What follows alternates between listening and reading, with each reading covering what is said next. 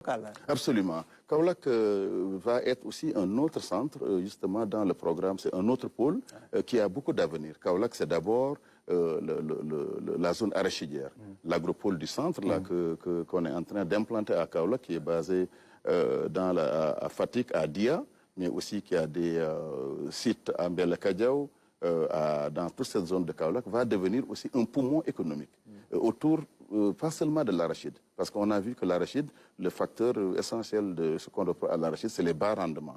Il faut amener d'autres cultures, il faut amener le sel qui est important là-bas, mais qui n'est pas encore exporté. Vous savez, à partir du sel, vous pouvez créer plusieurs industries. La première, c'est le chlore, l'eau de Javel, n'est-ce pas? L'autre industrie que vous pouvez faire, c'est la soude, des produits chimiques.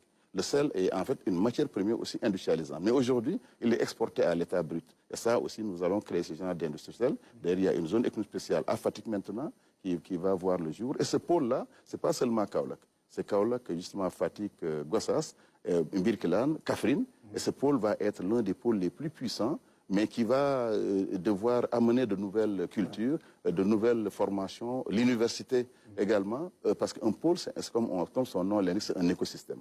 C'est d'abord un écosystème économique, un écosystème du savoir, un écosystème commercial, un écosystème social. Et justement, c'est ça qui va permettre de transformer l'ensemble du territoire, avec l'autoroute à péage déjà qui va arriver à Kaolack dès l'année prochaine. Ouais. Donc ça va être décentralisé et ça va permettre donc de développer enfin une véritable ville, créer une ville autour de la fonction travail, autour de la fonction économique. Pour l'Ouest, c'est fait, c'est fonctionnel, non? Alors pour l'agropole de l'Ouest, effectivement, que nous avons créé il y a avec l'intercommunalité. Voilà, avec l'intercommunalité, effectivement c'est l'agropole le plus grand, c'est 1250 hectares. Oui. Là, nous avons déjà bouclé le financement, c'est 53 milliards, comme vous le savez, mais c'est un agropole aussi à part. Le concept est différent encore de l'agropole du Sud dont nous allons parler. Là, il s'agit d'une zone industrielle qui va se faire sur à peu près 50 à 80 hectares, qui va transformer du lait qui est produit donc sur le reste des 1000 hectares et qui va être transformé localement, qui va être stocké. Mais il n'y a pas que le lait, il y a aussi les produits horticoles, n'est-ce pas, qui vont être stockés. Il y a des serres agricoles. Mais la particularité de l'agropole de l'Ouest, c'est en réalité les écoles. On a créé 3 écoles de formation pour le transfert du savoir, pour apprendre les jeunes à faire l'élevage des vaches laitières qui produisent 30 à 50 litres de lait par jour. Pour apprendre ces jeunes à diriger aussi ce qu'on appelle des serres agricoles. Et ça, il y en aura 3. Il y a l'école de formation professionnelle de Sandiara, l'école de la formation professionnelle de Nguyenyan et l'école de la formation professionnelle de Malicounda. Ça, c'est important. Le troisième volet qui est innovateur, c'est les éleveurs locaux. Ils ont aussi 200 hectares qui leur est réservé pour améliorer les races locales en termes de lait et de rendement viande. Donc, c'est un concept important. Ça va produire au moins une cinquantaine de milliers d'emplois aussi dans cette zone. Et pour le Sud, là, on est dans une autre configuration. Absolument. Les agropoles du Sud, il faut reconnaître que c'est un projet qui va changer complètement le Sud. Justement, c'est pour ça là on parle de transformation économique. C'est vraiment ce qu'on veut faire. De quoi s'agit-il? Le Sud est riche et pauvre à la fois. En Casamance, vous avez l'anacarde, les mangues, qui sont pratiquement laissés aux animaux. Vous avez l'anacarde qui est exportée à hauteur de 93%. Il n'y a que 7% qui est transformé.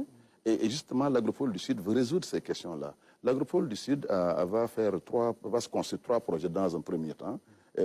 C'est d'abord le maïs. Vous savez que le Sénégal importe encore 400 000 tonnes de maïs par année. C'est autour de la mangue, pour la transformer en jus, en mangue séchée, en mangue en poudre. À partir de la mangue, vous pouvez faire une dizaine de produits, voire une vingtaine de produits. Et puis le troisième élément qui est très important pour cet agropole-là, c'est l'anacarde. L'anacarde, c'est très stratégique parce que c'est un produit qui est très cher. L'anacarde, le rapport entre la matière première qui coûte à peu près 500 francs, 600 francs, et le produit fini, c'est de 1,15.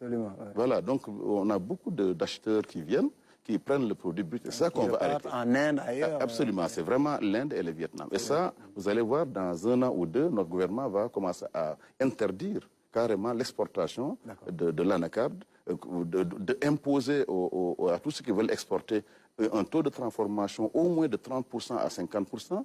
Nous allons encourager toutes les entreprises exportatrices à construire des usines et exporter plutôt un produit fini qu'une matière première. Donc c'est vraiment un changement de paradigme. Mais l'autre changement qu'on a fait sur l'agropole du Sud, c'est qu'il y avait un seul module, ADN. Alors, à Deyane, on a tout concentré là-bas. Quand nous sommes arrivés, nous sommes rendus compte que Oussouye, c'était que 10 hectares privés Oussouye. Bignona, tous les départements étaient en fait ce qu'on appelle des plateformes. Cette approche, ce n'est pas l'approche de notre gouvernement. Nous pensons que les départements sont d'égale dignité. Absolument. Et une partie de ce financement-là va être amenée à Bignona pour faire un véritable agropole sur 50-100 hectares. Même chose à Oussouye, même chose donc à Goudomp, à Sédhiou, à Kolda. Pour ceinturer la région. Pour ceinturer la région qui est déjà très riche. Absolument. Cette région, si on commence à mettre des agropoles et des zones industrielles, à faire du maïs, etc. Mais il y a aussi une autre dimension que j'ai voulu ajouter, c'est la dimension justement crevette. La crevette, les produits assez important. La dimension horticulture aussi, qui n'existait pas dans cet agropole, et la dimension aviculture. Parce que là, comme vous le savez, dans cette zone, il n'y a pas beaucoup de produits de ce type. On les fait venir de l'étranger ou ça vient de Dakar. Et là, vous êtes dans une réécriture de la carte économique du Sénégal, tout simplement. Je pense que c'est ça l'innovation de notre programme de la transformation économique. Vous savez, quand vous êtes dans un pays, vous ne pouvez pas concentrer l'essentiel du pays sur les côtes. C'est très dangereux. C'est très dangereux parce que cela veut dire simplement que vous n'êtes pas à l'abri des crises météorologiques, climatiques. On l'a vu tout récemment, des villes dévastées autour des mers. Mais c'est surtout une question purement idéologique et doctrinale.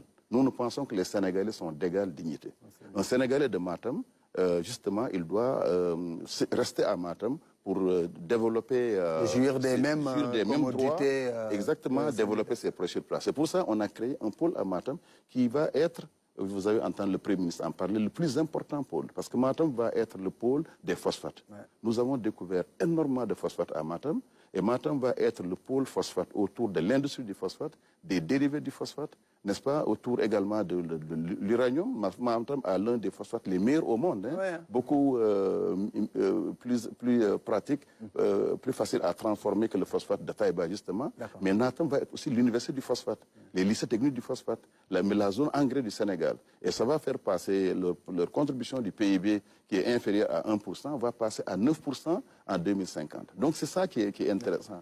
L'autre pôle qui est très important, c'est le pôle justement du Sud, comme vous l'avez vu, et le pôle de Kédougou, qui va être aussi un pôle justement minier, aurifère. Exactement. Donc c'est cette façon de planifier l'aménagement du territoire. En fait, c'est tout à fait nouveau et ça demandera beaucoup de ressources. Et c'est ça un peu la particularité de notre programme. Et tout ça va aller très vite. Hein. Là, on est pris par le temps. Juste une dernière question sur là, on est dans le volet commerce avec le retour des boutiques de référence. Absolument. En 30 secondes. Oui. C'est très important que le Sénégal fasse cela également. Vous vous souvenez, il y a quelques 30 ans, il y avait les Sonadis, Société nationale de distribution, qu'on voyait dans toutes les villes. Évidemment, ça, le Sénégal va reprendre ce projet-là qui s'appelle les boutiques. On va en faire 2000. Il s'agit de faire des boutiques, des supermarchés modernes, climatisés, hygiéniques, contrairement à ces boutiques qu'on a, avec des prix très bas, où l'État et le secteur privé vont travailler ensemble, qui va embaucher des dizaines de milliers de personnes. Et ça, c'est un modèle tout à fait nouveau, parce que ces boutiques-là, on va fermer les boutiques de quartier. Exactement. Ça va vraiment... Parce que les boutiques de quartier, on a du mal avec l'hygiène. Absolument. On ne peut même pas y vendre du pain. La maîtrise de... Voilà, de la qualité des produits, leur date de péremption. Et justement, c'est une innovation majeure. Nous allons partir sur 2000 boutiques dans un premier temps. Ensuite, l'objectif étant d'arriver à 10 000 boutiques à terme sur l'ensemble du territoire. Vraiment, c'est une des innovations majeures aussi du ministère du Commerce et des PME. Je vous remercie.